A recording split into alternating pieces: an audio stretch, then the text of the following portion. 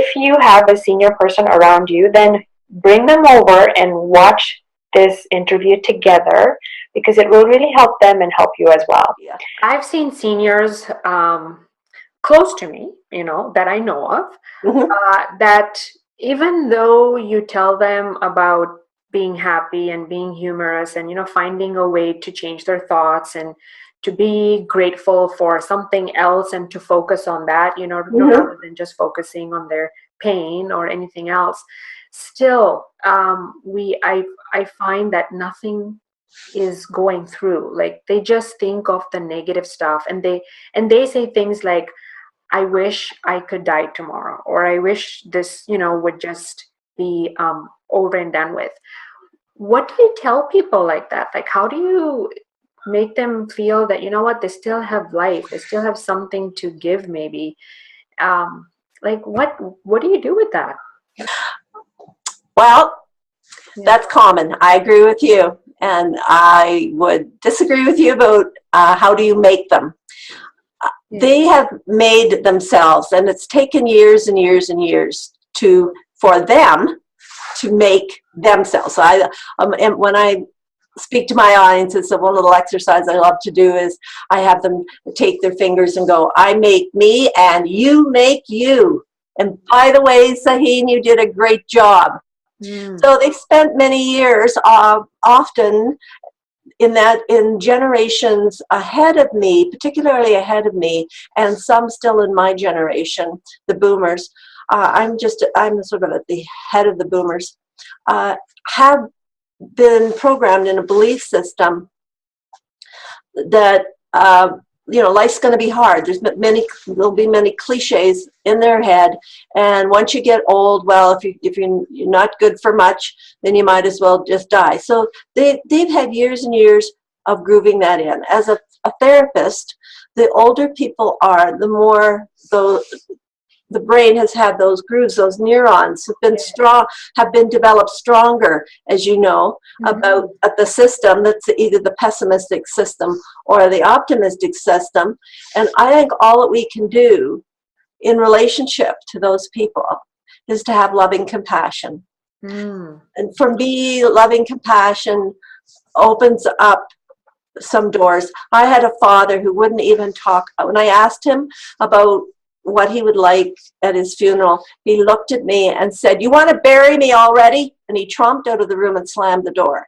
He wasn't even willing to talk about how it might be easier for the rest of us when he died. And he had a groove in his head about maybe if he didn't talk about death, that maybe it wouldn't. I don't know what his belief system was, because he sure didn't share it. And my dad had layers and layers and layers of defense about how he felt, what he thought, what he wanted.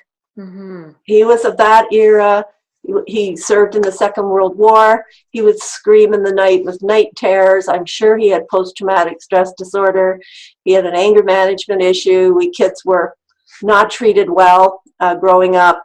And later in my life, I developed loving compassion for my father. He did the best he could, and he had a dysfunctional, in my opinion, belief system about himself and the world because of much of the horrendous experiences that he had and the lack of help when he was, younger. And he died young. He died at the age of 70, my age.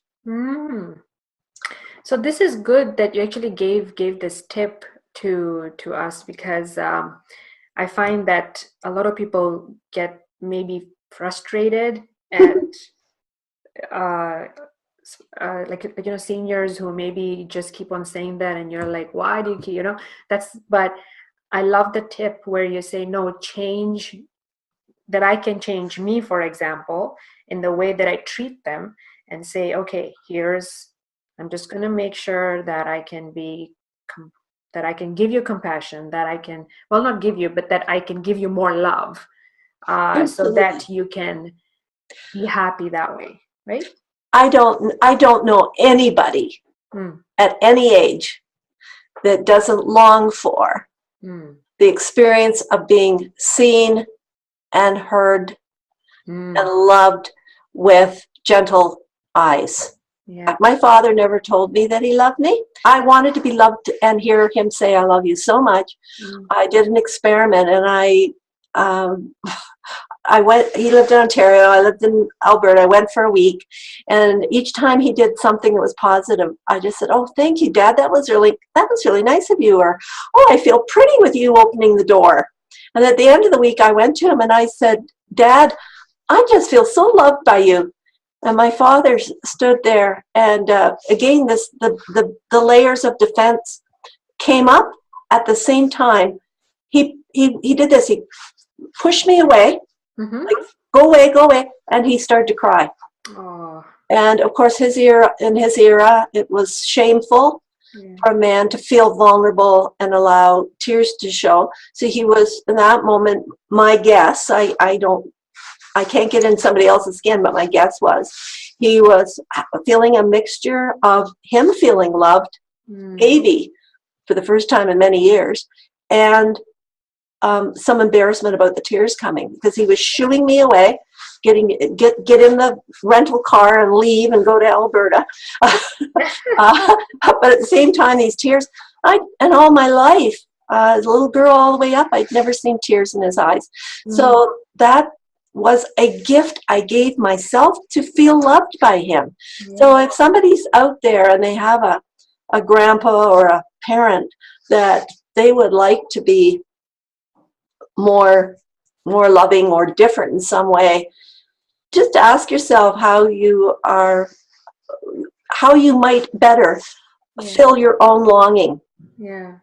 The other thing that I did years ago was I went to a barber for facials. He lived in the community that we lived in Ontario, and he gave $5 facials. Oh. And yes, and I went into this barber shop, and I went every week. And he used to say, "Oh, Michelle," he was from some European country. "You are so beautiful." And before I would leave the salon, he'd always kiss the back of my hand. Mwah, my chérie, my beautiful Patricia.